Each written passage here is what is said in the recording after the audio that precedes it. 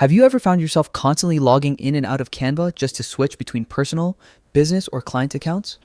Well, Canva just solved that problem, and today I'll show you exactly how to use the new account switcher to manage multiple accounts seamlessly. This update is a total game changer for anyone juggling different roles or projects. Whether you're a designer managing multiple clients, a social media manager with different brands, or just someone who wants to keep personal and professional work separate, this feature will make your life so much easier. Let's dive right in. First, open Canva and make sure you're logged into your main account. Once you're on the dashboard, look to the top right corner of your screen. You'll see your profile icon. Click on it to open the drop-down menu.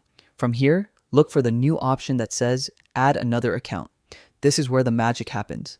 Click it, and Canva will prompt you to log into your second account, whether that's another personal profile, a team account, or a client workspace.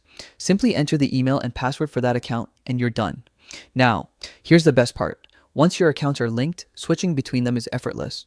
Just click your profile icon again, and you'll see a list of all your connected accounts.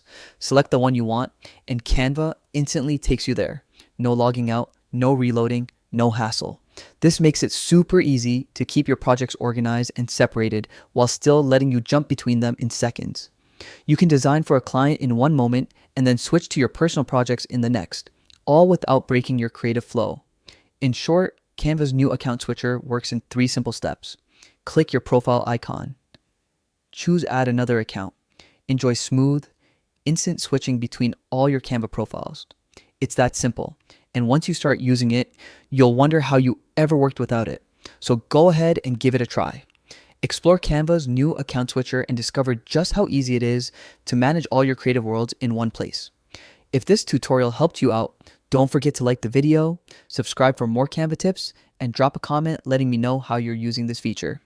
Thanks for watching, and I'll see you in the next one.